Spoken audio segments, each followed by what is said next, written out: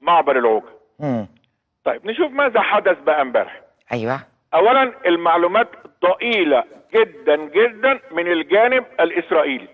وهنقول، وطبعا انا بعذرهم لان الموضوع كان كبير شوية وكانت مشكلة. فاللي حصل ماذا حدث؟ 4 الصبح مهرب طلع من الجانب المصري وفتح السور السلك اللي احنا شايفينه ده ودخل على الجانب الاسرائيلي. تمام.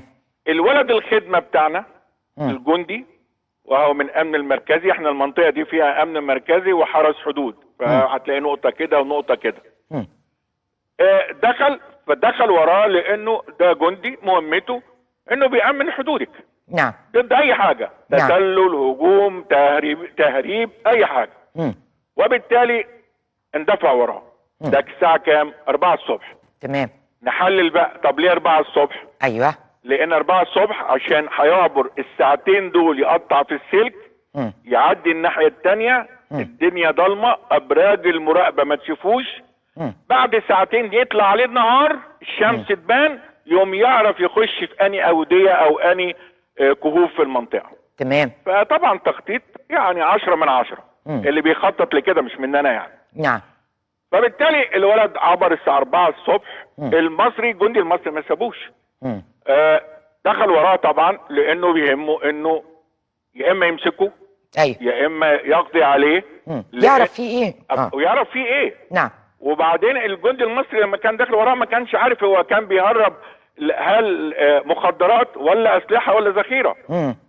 وبعدين الحاجة الثانية يا مدام عزة، ساعات بتبقى عندنا مش مهم ان انا اموته، ده المهم ان انا امسكه واعرف هو مين وايه قصته ومين اللي وراه. يعني معلومات لما تمسكي، انا بقول عليه اسير، لما نعم. بتمسكي اسير زي ده، ايوه، حجم المعلومات اللي بتجيبيها منه تبقى رائعة. ايوه، اكتر من قيمة انك تقضي عليه. نعم. عشان كده الناس داخل وراه، ايوه داخل وراه، لازم يمسكه، لازم نعرف هو مين، ده بيعمل ايه عندنا، ودخل منين، ومين اللي دخله، ومين اللي جابه. نعم. وبالتالي دخل وراه. طبعا طبقا للرواية الاسرائيلية ان كان في مجند ومجندة اسرائيلية في البرج الاسرائيلي بتاع المراقبة. وطبقا للرواية الاسرائيلية، كل ده بقول ان احنا روايات احنا مفهوم. بنعلق عليها. نعم. انهم نزلوا من البرج وتعاملوا مع الجندي المصري. تمام. بالنيران، ضربوا عليه نيران. طبعا قلنا الدنيا ضلمه الصبح الساعه 4. أيوة. هو رد عليهم. ونتيجه ذلك ان هو قتل الاثنين.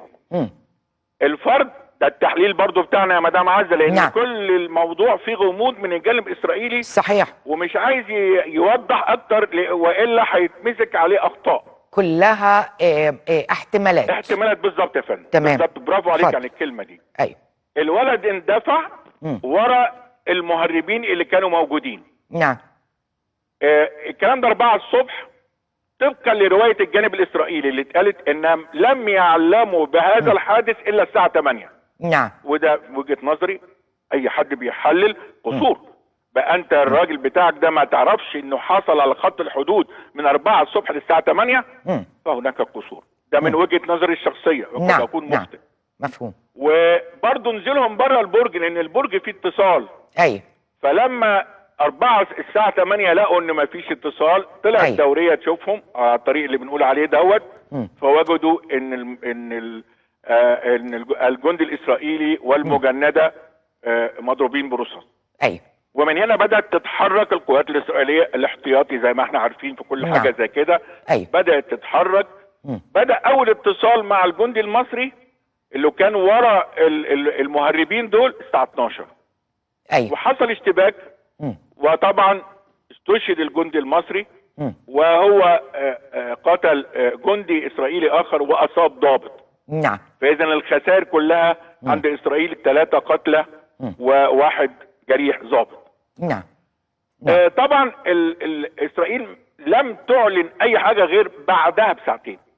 وانا كنت امبارح على كذا قناة عربية قلنا يا جماعة ده احنا بقالنا 12 ساعة ما فيش خبر طالع من اسرائيل. لان الموضوع كان مشكلة بالنسبة لهم. حتى الاخبار والروايات